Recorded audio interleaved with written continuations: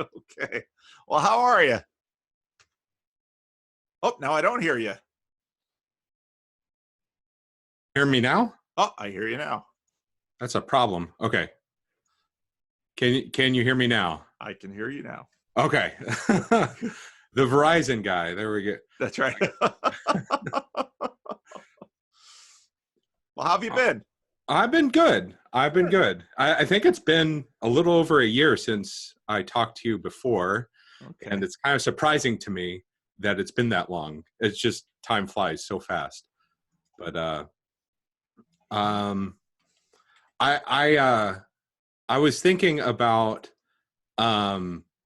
well, maybe a few months back when you posted your new guidelines of Yeah. only two Yeah. or You only less. had one, so you still had one. Right. I snuck right in under the but then also during that you said that you really liked having those conversations of just like, what's your story? Yeah. And I kind of, when you were saying that, I kind of realized is like, I came in with like a bunch of agendas of like, this is what I want to talk about. So I thought it might be fun to have my story kind of thing, because I kind of went really quickly past that the last time we talked. Okay. So, well, the whole experience, I mean, this whatever it is that I'm doing is only 2 years old. So, and you're on the Discord server now, and so the thing has continued to develop, and so and sort of the community too. So I can understand it's say, okay, I'd like to share a little bit more of myself. So I think that's a good thing. Yeah. I have so many different things. I've done a lot of things in my life, which is weird for me to say because I'm only 34. But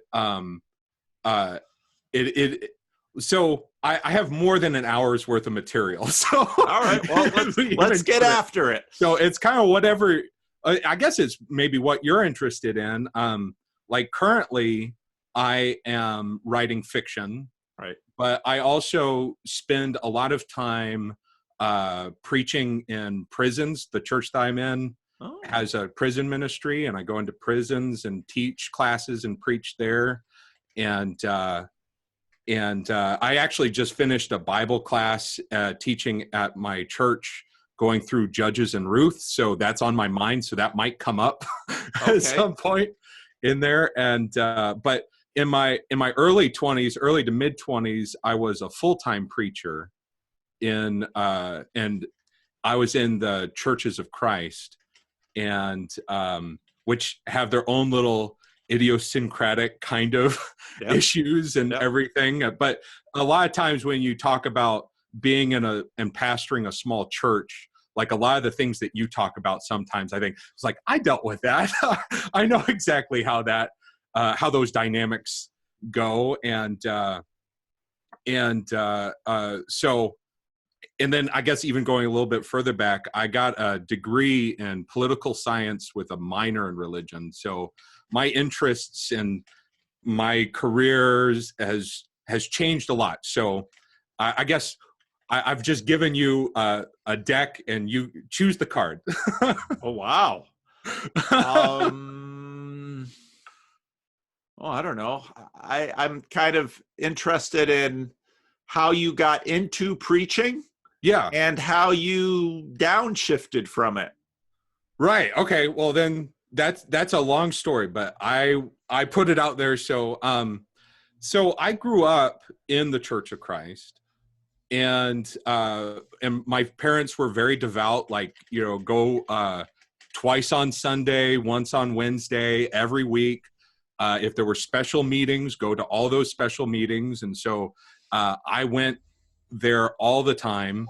And both my mother and father's families have histories in the Churches of Christ. So I've got multiple preachers going back to a great-grandfather on one side and a grandfather on another side, and uncles. So I've got a lot of, so even like in family gatherings, it's just steeped in religion. even if nobody's talking about it. So there's a lot of that. I kind of went, so I guess a really quick go through of my religious history. I was baptized at 9.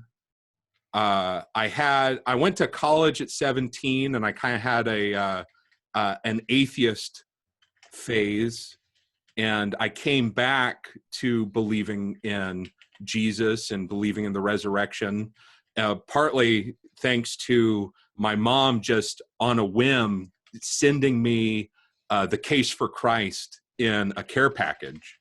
And it was like, and she didn't even know that I was going through this at the time because I was away at college.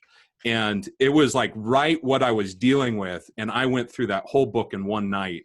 Lee Strobel's book? It answered all the questions and doubts that I was dealing with at the time. And it helped me bring me back to a faith, and a stronger faith, like my own faith kind of thing. During college, I got a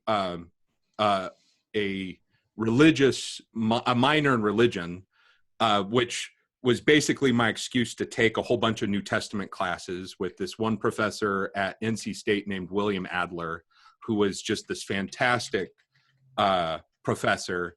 And he was just, he was big on,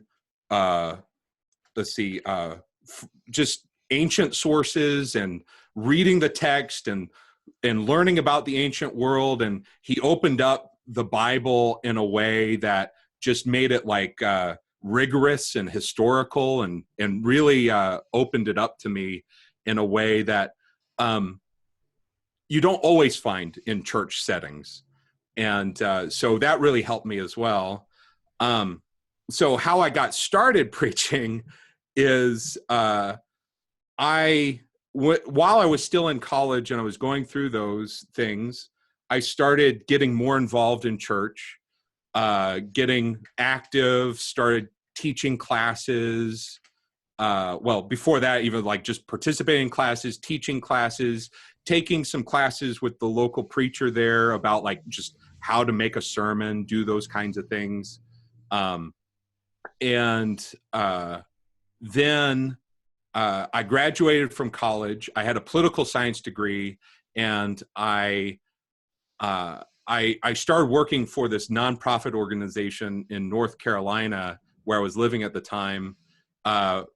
Basically, I was a junior lobbyist.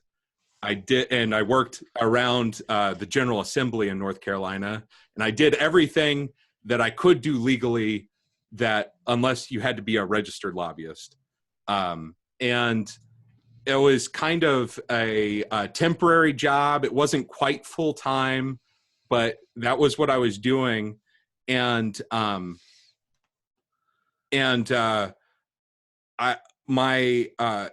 so a thing, I guess, maybe just to explain the story, the Churches of Christ kind of have their own unique way of going about raising up preachers and training them.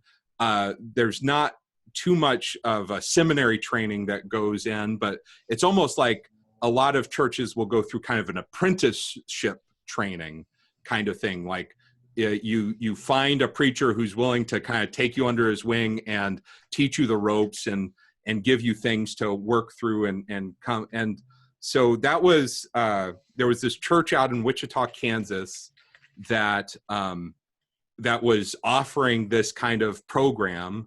And I got 2 emails, an email from my dad and an email from one of my uncles, who both got this email that they said they were looking for. And they said, well, why don't you try that out? And it was a 1-year program. And they said, well, try it out. If it's something that you'd like to do, then that's great. And if not, it's only a year. And you can just go back to whatever you're doing. You're young, you can do whatever you want. And so I tried out. They flew me out, and I basically preached the only sermons that I ever wrote. There were like 2 sermons, and I exhausted all the sermons I ever wrote. Yeah. And they decided to take me on. And so that's how I kind of got started preaching.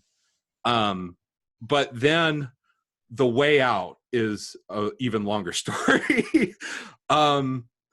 So it turned out that now in your church, are most of your preachers bivocational, or are they supported by the church? How does that go?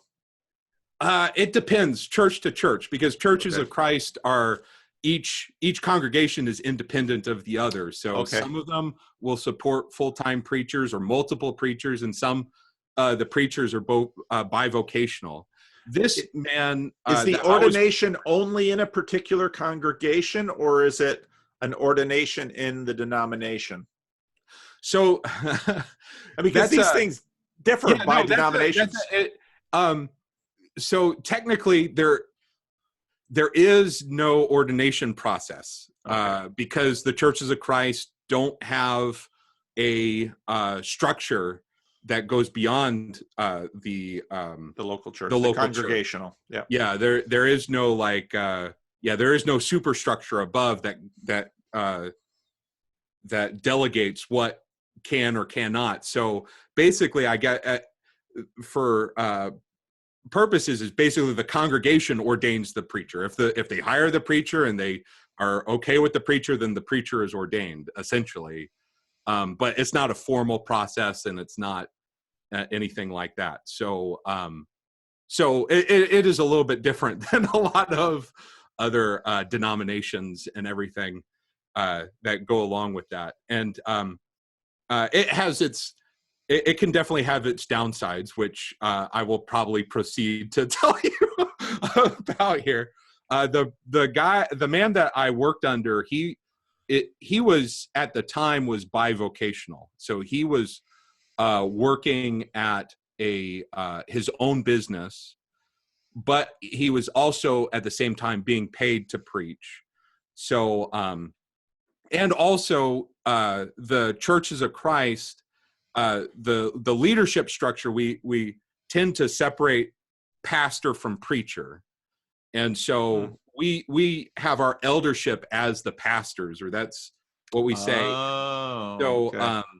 At the church that I was at, there were 3 pastors, and that preacher was also one of the pastors. So I know it sometimes this is like, to get into some of this is like really inside baseball stuff. Yep. That's the way churches are. Sometimes it's hard to like succinctly describe it, but hopefully that kind of makes a little bit of sense.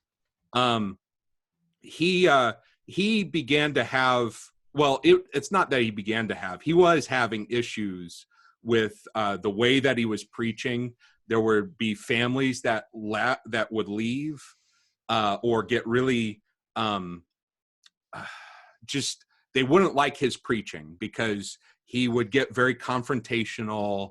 He would get very aggressive. And a lot of people didn't like that.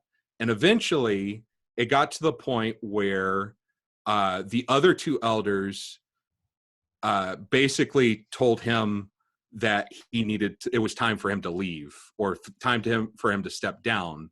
But since he was also an elder, he kind of he turned it around and basically made this power dispute between him and the other 2. And I kind of got caught in the middle of it. And basically he ended up taking a third of the congregation away with him. And it was already a fairly small congregation, about 70 to 80 people. And he ended up taking about 25 to 30 people away. And while that happened, I was actually in New York State at the time, because I was actually trying out at a congregation. I was going to actually start preaching somewhere else. But then that all happened. And at the time I was 23. I'd been preaching for just a little bit over a year underneath this man. And now I'm like put into this position where everything's falling apart.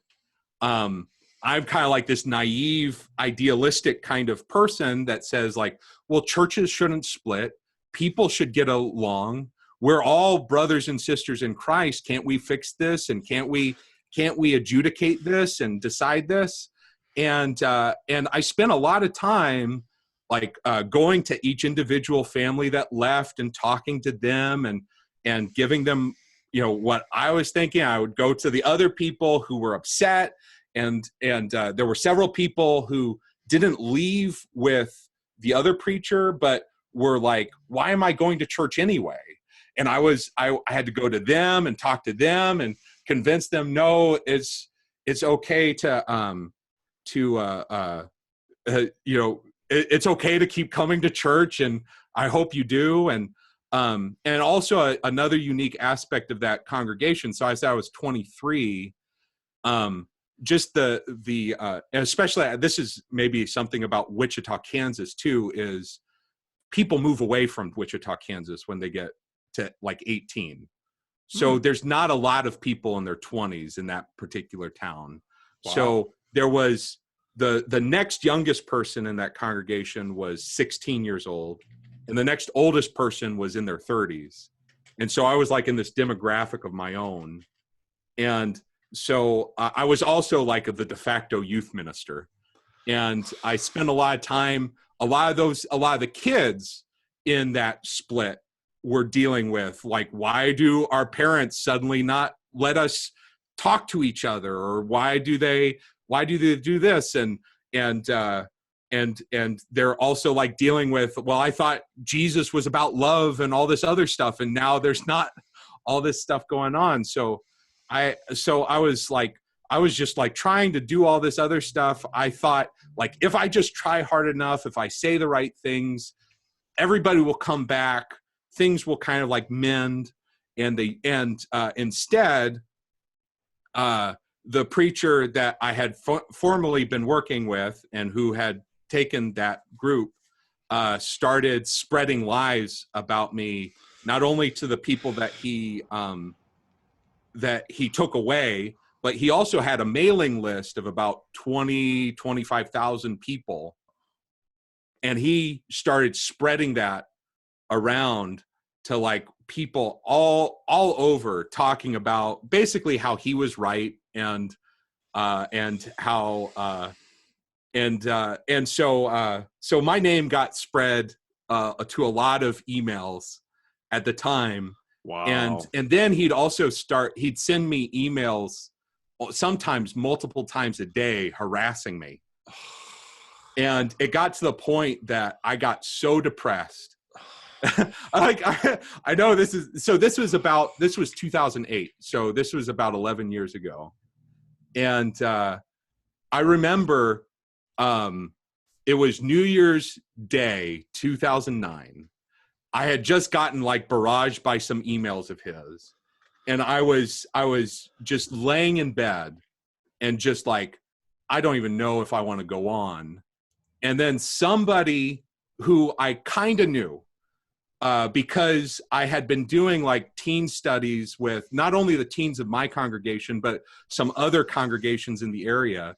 And one of the fathers of those teens, he just called me out of the blue and he said, I've been getting these emails that this guy's been sending, and I want to tell you, don't believe any of it. Like, most of the people, the people who will actually read those, they'll be able to read between the lines and see that he's trying to say something that's not true. Yeah.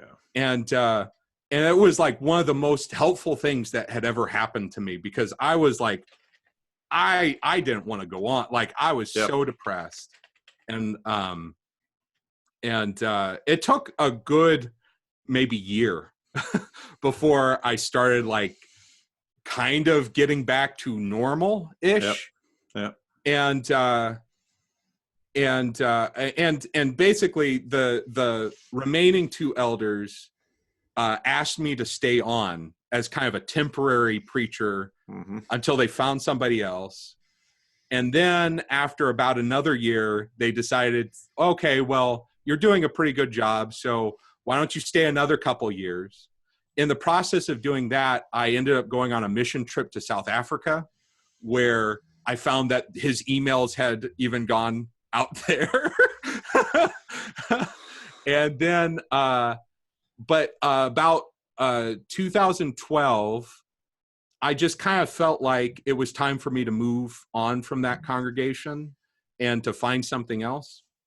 And so I even though they had offered to just keep me on indefinitely, it just felt like it was, it's hard to explain. It just felt like it was the right move to just move on. And I ended up in Huntsville, Alabama, and I was planning on finding another church and just kind of ping-ponging, because my parents were living in Huntsville, Alabama at the time. I was just going to stay with them and then ping-pong and find another place. And then I didn't. And then I found the woman who would become my wife. And then I married her. And Huntsville, Alabama is like right smack dab in the middle of the Bible Belt. And they have more preachers than they can deal with. But also Huntsville is, the other jobs are engineer and programmer. And I don't have that. So I kind of transitioned to the other thing that I like doing is telling stories. And so I started writing and just kind of pursuing that and preaching as the opportunities kind of arose. So that's kind of, that's why I am where I'm at. But in some ways there's kind of a relief of not preaching and being paid for it, because I think, and maybe you can commiserate with this, but I think, well, at least when I was young, I would think, am I preaching this because I believe it, or am I preaching it because I'm getting paid? Or am I preaching enough? Or am I backing off because maybe I'll offend somebody, and then they'll start the thing of like, well, why are we even paying this guy? Why? And even though like none of my choices were consciously, oh, I better not say that because then this will be, but then I would think, is my subconscious like self-editing myself? And so when you're not paid to preach, that does free you up a little bit to like say, well, clearly I'm not self-editing myself for fear of losing a paycheck because I already don't have one. So it has its benefits not being paid to preach. you know that if you're still doing it, you know that you're doing it for more altruistic reasons. That's right. That's right. That's true. That's very true. So that was a really quick go through of that. That's kind of that's I wish well the email list of 20,000 people, that's unusual, but just about every other part of the story is not that unusual. Church splits and fights and bad mouthing, and I mean, I'd love to say that these things don't happen in the church, but they certainly do. And that's I originally when I signed up, I kind of said that I was thinking in terms of your channel and the people that listen, and I'm one of them. I voraciously like listen to all of your stuff at least as much as I can while I have the time to. But you end up talking to a lot of people who are looking into church or other kinds of things, but I also see the other thing with my generation and maybe the generation behind me is that a lot of us are giving up on church. And sometimes when I talk with people who are my age or a little younger, and I ask them, well, why did you stop going to church or something else like that?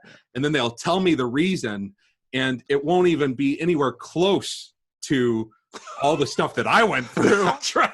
And then then I get this like thought of like, and sometimes in the conversation, they'll be like, well, yeah, why are you still going to church? Like, you should leave too, kind of thing. Like, it's the obvious thing. If you leave because the church is filled with hypocrites or filled with these people who are going to hurt you, well, you experience, like, they'll, like, I experienced that firsthand. And one of the things I'll even say is to people is the worst people that I've ever personally experienced with or dealt with have been church people.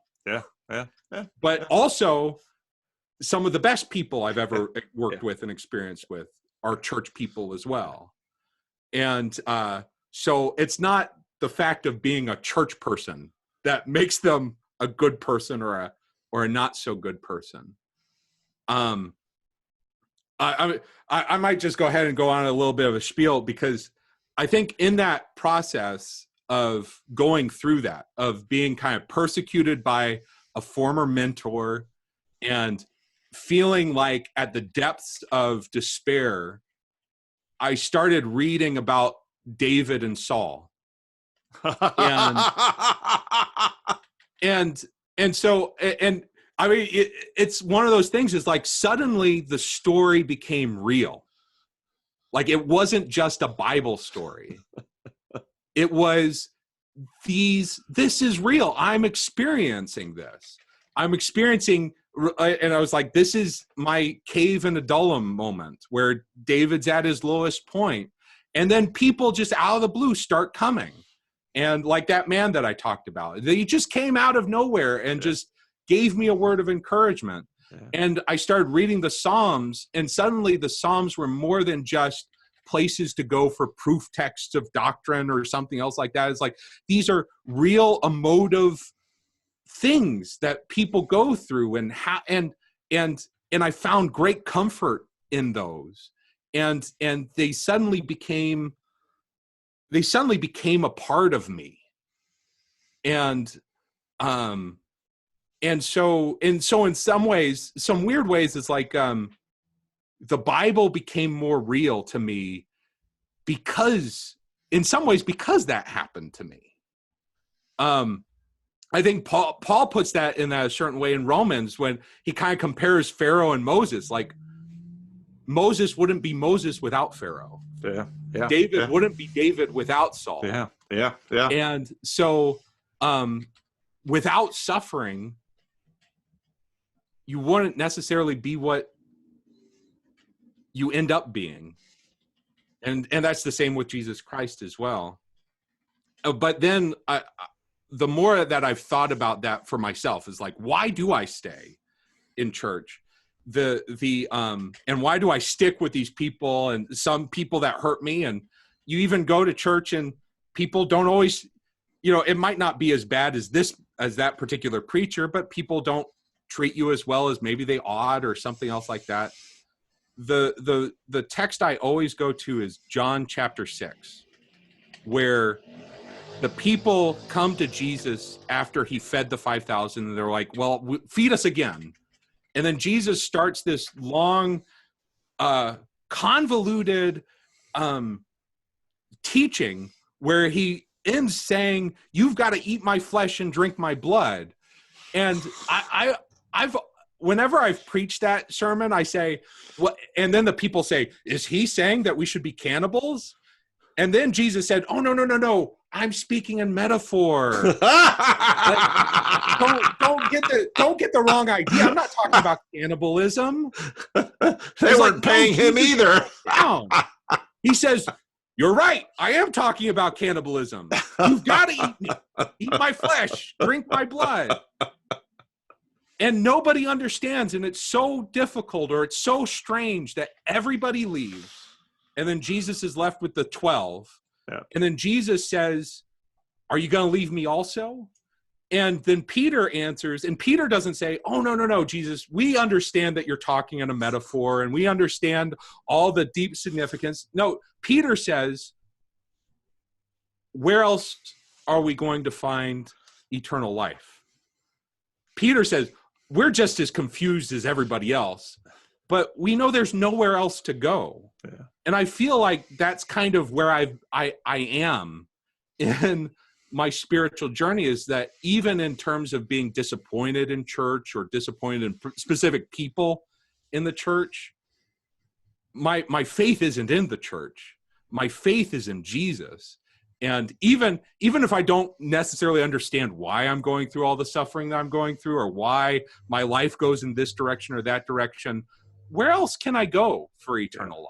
That's right. And that's right. And so, yeah. So it seems to me like the question about church or spirituality or religiosity, it's not about, I mean, it does include things like living the good life and and all the things that kind of come up with Jordan Peterson and philosophical things and everything else. But eventually it comes down to eternal life. Where does that reside?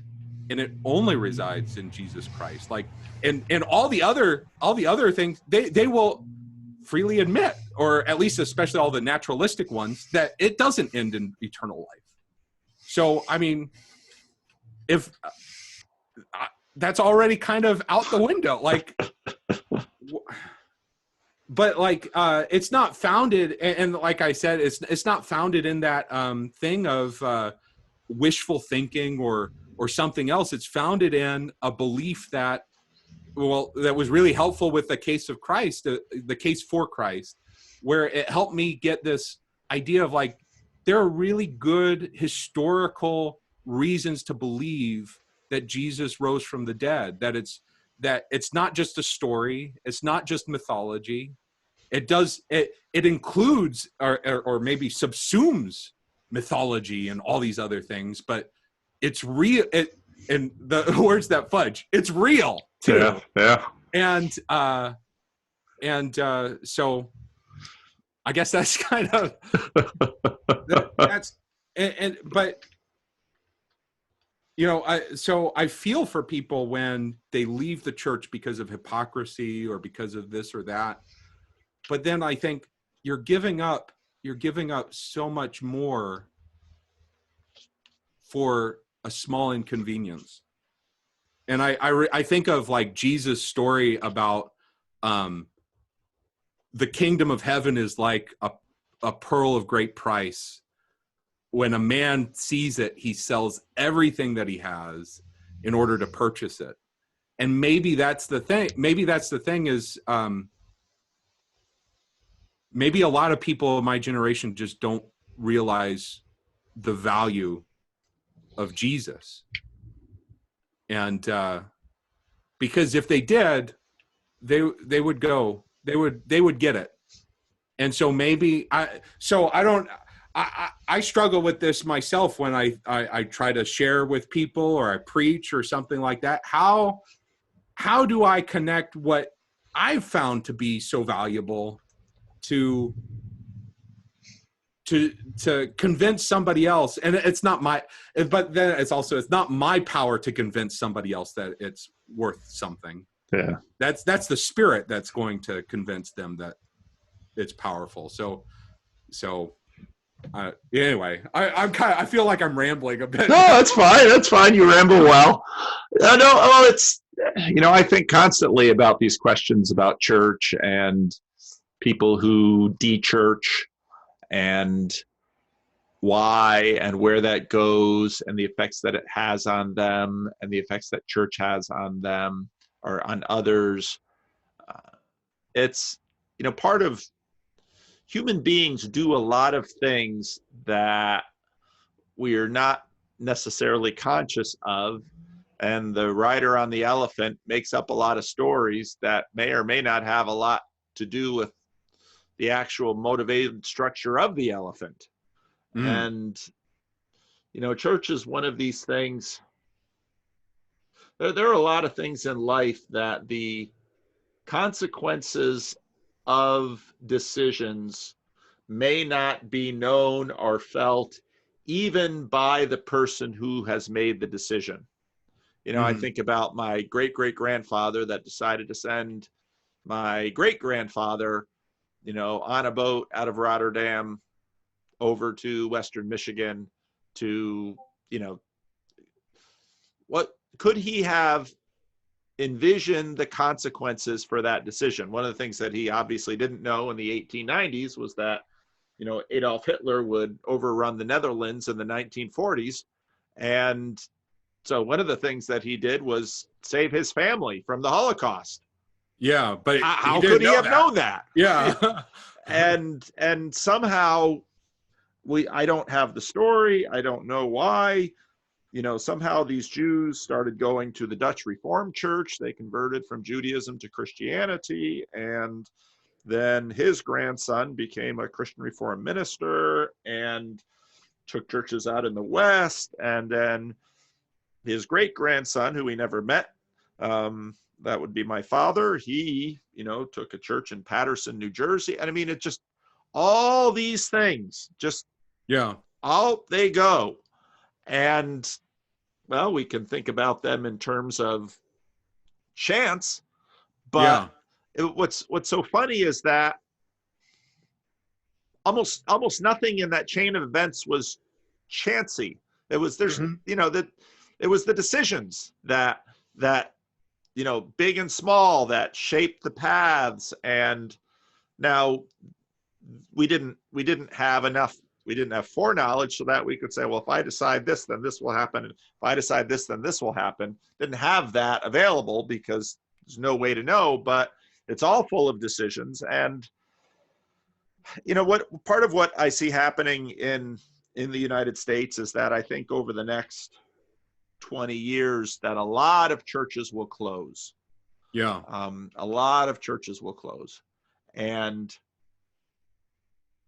there's going to come a point when these churches are missed, because a lot of the kinds of things that these churches do, churches, when I had my conversation with Sevilla King, she talked about, she was working in a clinic and she hadn't been terribly religious, but she began to have an appreciation for the amount of implicit mental health work that churches do, helping people cope in poverty or difficult marriages, and churches coming alongside new mothers and visiting shut-ins and taking care of people who wander in and need a little bit of help with food or gas money, and all those things would cost money for if you would hire somebody to do all those things. Yeah, if the state does it, it's tremendously expensive. But churches just sort of do this, and a lot of people who are not aware of that just look and say, well, those are just these little private clubs that just get together, and it's like, well, there's an aspect that's sort of like that. But there's also a whole lot of other things, where your AA meeting's going to happen, where your NA meeting's going to happen, where, and all of these little things, which is actually part of the logic behind, donation receipts and, all this sort of special tax stuff that churches have. But, that was sort of built in a generation that appreciated a lot of the soft impacts that churches have, not only in the lives of the people who attend there, but the community outside of the church. And then when you think of it was so funny with my conversation with I don't know quite how to say his name, the Vosh guy that I did that little debate with. I don't know if you watched that. Yeah, well, I saw the clip that you put on, I think you posted on the 1st of November, the 1st or 2nd of November. A recent video. I saw that clip, but I just haven't had time to go watch the whole thing. But there'll be fewer videos over the next 2 weeks than I usually have, and some people will complain. But for those who want to catch up, it's all right. It'll give me time to catch up. That's right. So I'm not complaining. There's a chance to catch up.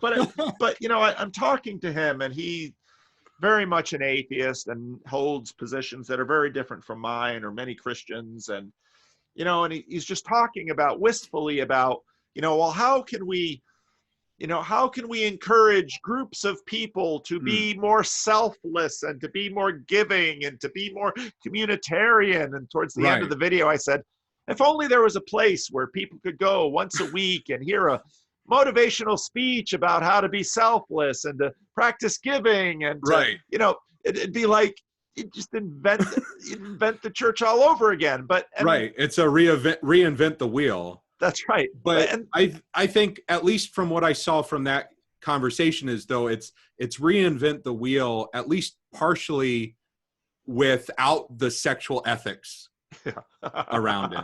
That's at least part of it, right? Yeah. Well, and what's so funny is that, well, not funny really, but the role that, all churches talk about sex. Well, part of the reason churches talk about sex is because churches are close-knit, intimate communities.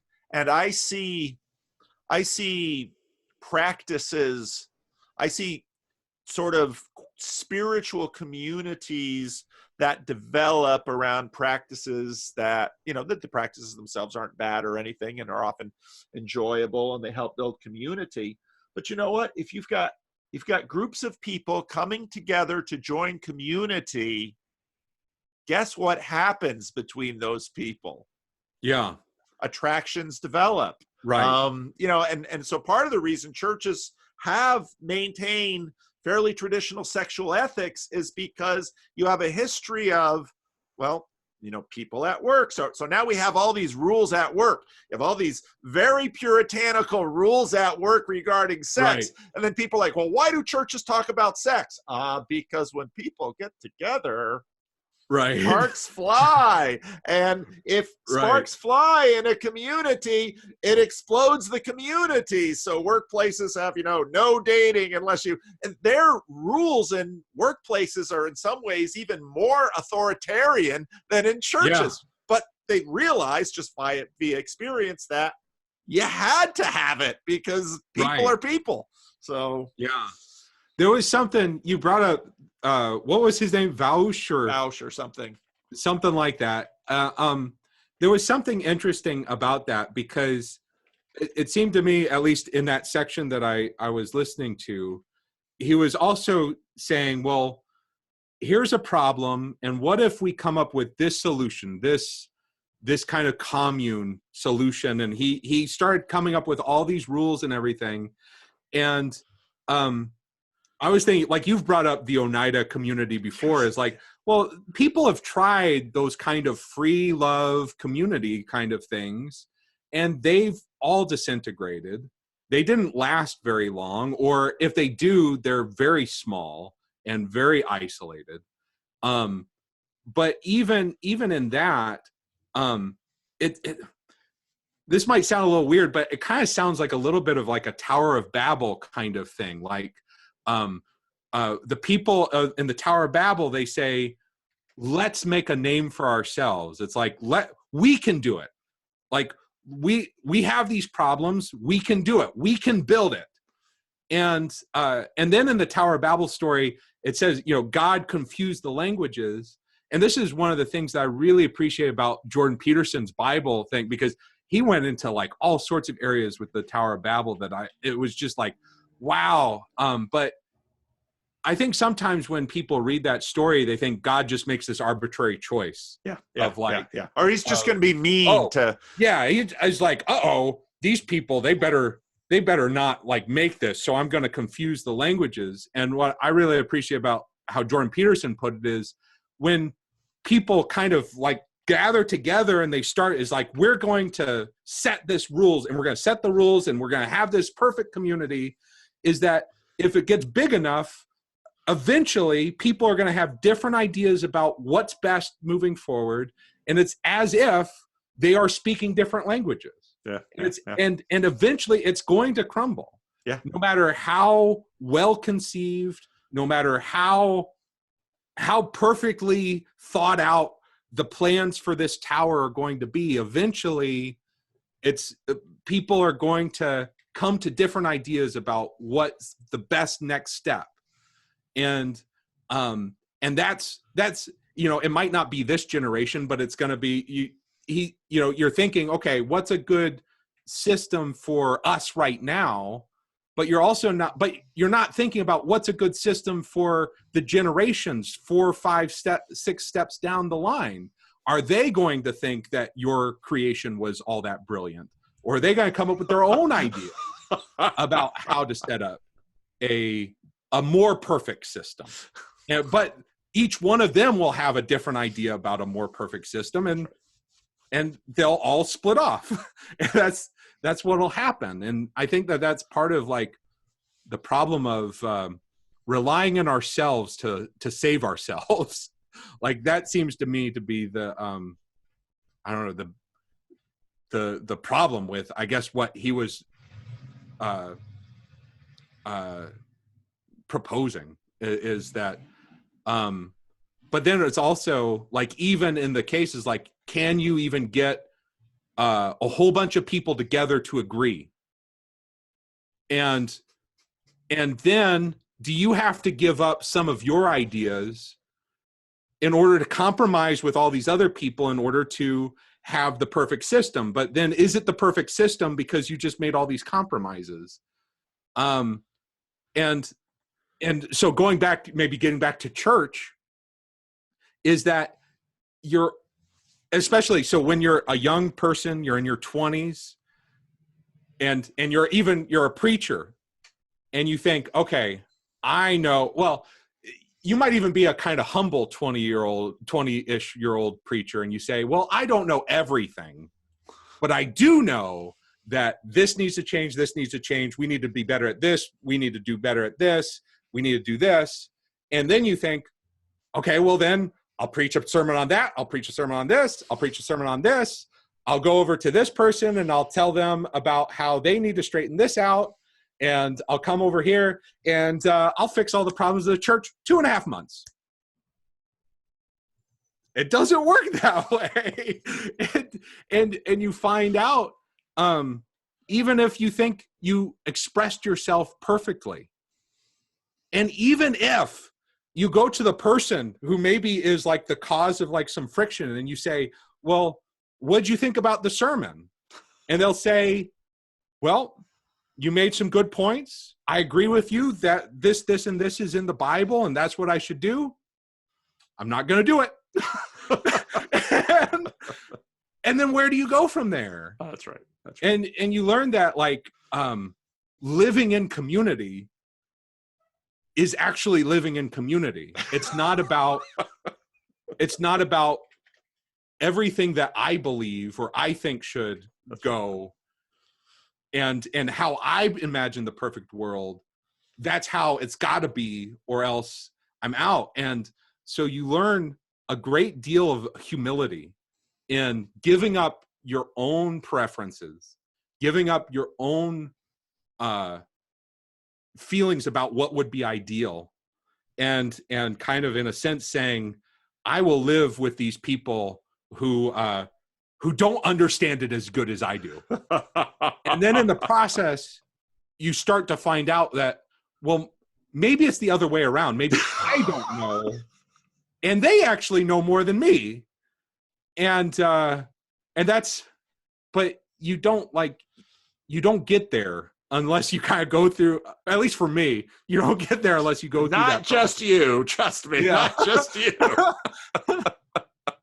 Well, and what the church then provides people, which they, of course, give absolutely no thought to, is, well, you got all these ideas that you're infatuated with about how everything should be and how the world should be. Well, why don't you actually try living Right. and having significant relationships with a broader network of people, not mediated by, of course, a job. Well, there's a hierarchy and a structure and a job to hold it together, but a much more voluntary organization, when, especially in today, people can just they'll leave the church over just about anything you could imagine. I don't like, they all put in burgundy chairs and I thought blue was right. I can't be with these people. Shake the dust off their feet on their way out the parking lot. This is people. And so, okay, so you got some big idea and you're going to turn the world upside down, and all right, well, give it a shot. Where are you going to start? Right. Yeah. I'm going to go on YouTube and tell everybody how they should live. All right. Right. Exactly. YouTube channels are free. Get a Gmail address. Off you go. Yeah. Yeah. Change the world. That's right. Yeah. Go ahead. You go change that world. Have at it. So that makes me think, and this is also like one of my favorite things that I've gotten from Jordan Peterson is his biblical series.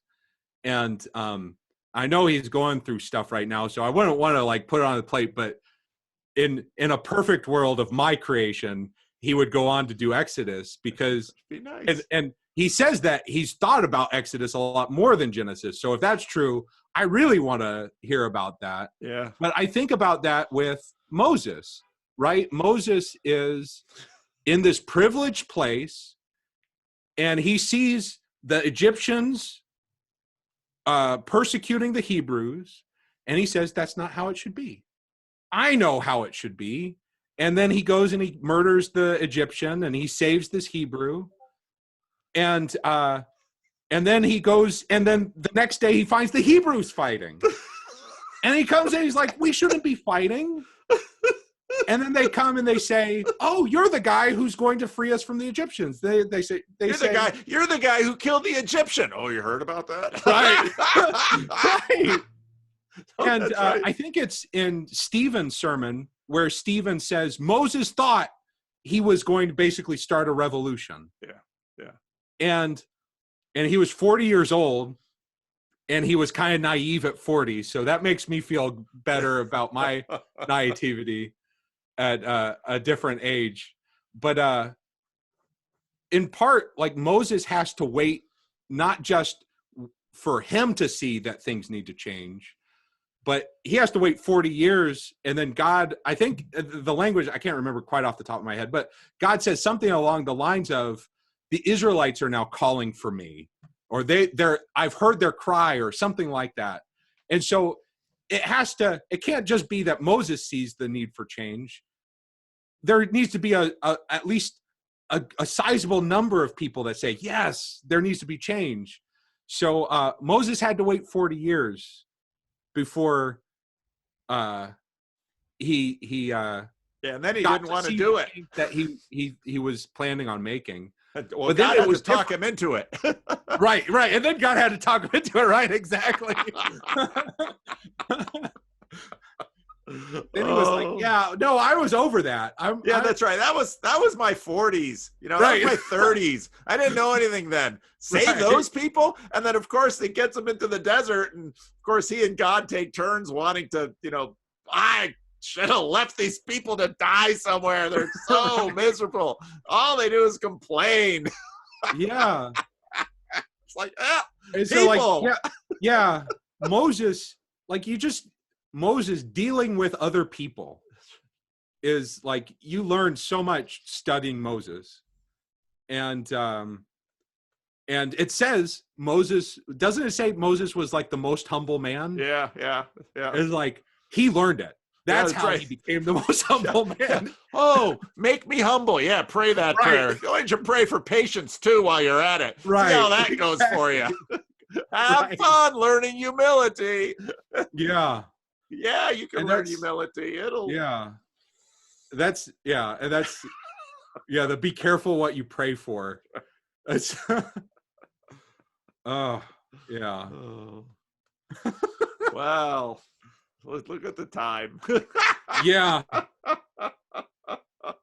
Well, did you get everything in you wanted to get in? Well, so the first conversation, I had those ideas, and I tried to come into this one with a little bit more, I'll live a little bit more by faith and just kind of see where it goes. So I think this was good. I'm glad you told this story, because something that I really dislike trying to do evangelism by promoting church as a panacea. And because I don't want someone to get into church and say, you told me to go to church and I went in there and these people were miserable and they were mean to each other. And it's like, yeah, actually that's the plan. Well, who would join that? Well, actually, is it any different from family? Families mean people say things to their family members they would never say to a person on the street, because family is stuck with you. And actually, you should watch that debate, because it was so interesting to me, because he keeps talking about all these noble ideas about people choosing to live in community and all that. And I made the comment that actually the more affluent a society gets, the smaller family size gets. And I don't mean just fewer number of children. I mean people living alone, because people are so miserably hard to live with. And so actually, if you want people to live together, if they're less wealthy, they will, because they can't afford to. And there's at least the possibility, but absolutely no guarantee, that in having to actually live with another human being, you might learn that the problem isn't always on the other side of the fence. And that's a valuable thing to learn. Yeah. And if you can learn that, and if you can actually do something about it, well, then you've actually begun to grow and to become a more powerful person and a humble person and a good person. And, that's not necessarily part of the Jordan Peterson corpus that gets a lot of attention, but it's in there. Yeah, it is in there. Like, it's, what does it say? It's like, pick up your bloody cross and carry it up the hill. Like, that's part of the whole thing. Well, and when he talks about his marriage too, because he says, okay, well, you have a fight with your spouse. Suppose you win. Do you really want to be married to a loser? I mean, at some point, and some of the stories he tells about, trying to figure out his marriage early on, and I'm sure he doesn't have a perfect marriage. Nobody in this world has a perfect marriage, but doggone it, you figure it out. And then he tells the story where just had a fight with his wife, and temperamentally she's sleeping like a baby, and he's still angry. And you've been married a while, you know these things, and and then so then you just had a fight with your wife, and she's upset. She's not upset anymore, and you're still angry. And then, well, what are you gonna do with yourself? And right there at that moment, now you've got an opportunity for growth. And so the next time something, you're going to wake up in the morning and make amends and try and, so, people have all these highfalutin ideas, and they're going to be wonderful to other people. And you're going to have polycules where 3 people can be in a marriage together. And I just think, if you read the book of Genesis, Jacob has Rachel and Leah. That's like go so good. Things, like, people say, it's like, well, how can the Old Testament be like this from God? It's like, well, they have all these like plural marriages. Like, I don't know that the Old Testament puts those plural marriages in a very good light. Like, everybody that has it has some kind of problem. That's right. If there's jealousy among wives, or it's just too many wives, and there's all these contests between children, or just different things that just leads to all these problems. That I don't know. Yeah, it's definitely the majority of plural marriages aren't the best or aren't the happiest. Well, even regular marriages, it's hard enough with one other person. You're going to bring another one into this. It's like, really? That's your plan? Well, tell me how it goes. Good old Dr. Phil. How's this working for you? Right? You almost need just that kind of Texas mustache wisdom. That's right. Oh, so you brought a third person in the relationship. How's that working for you? Right. Well, how long's it been? Well, 6 months. Let's give it a couple years. Right. See where this thing goes. Yeah. I know you probably gotta go, but I just had this thought along with those things, because I think maybe also part of the reason people are, or maybe these other modes of living, and they're potentially abandoning traditional marriage and everything, is, and I think I've felt this too, is that you get a lot of examples of how marriage goes wrong in your life, whether still married. But I had a lot of friends whose parents were divorced, or they dissolved, and even as I grew up, I saw people my age get married and get divorced and get married and get divorced in their 20s. And you start thinking, is like, this is not tenable.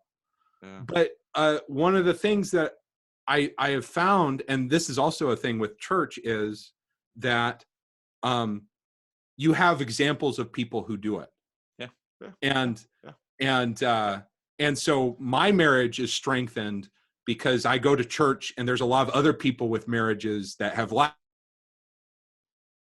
go to, and and get advice from, and just find Yeah. assurance that Yeah. this is a way that is tenable. Yep. So, well, and one of the things that churches do is they expand your social network. Yeah. And they expand your social network in a particular way. And, they expand it, even though, there's hypocrites and all kinds of crazy people in church. There's also some really good people in church. And so they bring you into contact with other people, and of course the church, because of the belief system and the structure, it frames it in a certain way. And the sociological data is very clear that people who, and not just who stumble into a church once or twice a year, but people who go to church regularly and apply themselves with giving and volunteering and sacrificing to do this, they receive a considerable amount of benefits from this that don't seem directly related and associated with it, but you see it out there in their lives. And again, this is part of the mystery of it, and that we think, well, I'm only going to do something that I can see the linear rational connection between thing that I do here, A, and outcome that I desire here, B. Well, there are some things like that, but life is way bigger and more complicated than that. And so what you find is that wisdom is sort of a thing where you begin to do things even if you don't know for sure the good outcomes, but you look around and you say, and I've seen this before, people look around and say, they begin to notice a pattern, and they say that the people that I admire and aspire to be like are doing certain things. Now, I can't necessarily connect what I see them doing with what they're getting, but I'm just going to start doing some of the things that they do. It's kind of this reverse of mimetic desire, and get into that and see where that goes. And it can work. It can work. It can work. So, well, I appreciate you talking with me. Oh, this is fun, Eric. Yeah, I'm glad that I got in. It was several months ago when I was trying to find a spot. I'm glad I eventually found one. So so what I'm doing with the spots is I look ahead in the calendar for about a month ahead, and then I see, okay, this week's, some weeks get really busy, so then I might not have too many slots, but then some weeks are a little freer, so it's like, okay, I'll free open those slots, and so they can kind of open up at any time. Which sort of randomizes the process. Which is probably good, because I was just checking randomly like every couple weeks or something like that. It's like, oh yeah, I want to check and see. But eventually I got there. But good. I really appreciate you talking with me. All right, Eric. All right. Do I have permission to share this? Oh yeah. Okay. Sure. Like you've said before, is like I've got nothing to lose. Like whatever I've experienced, I've already lost the big. So I've got nothing. There's a guy who used his massive email to defame you. So what can this little YouTube do? Well, yeah, I can't imagine. So it's perfectly good. So I hope you have a great day. All right. Thanks, Eric. All right. Take care. Thank you. You too. Bye-bye. Bye.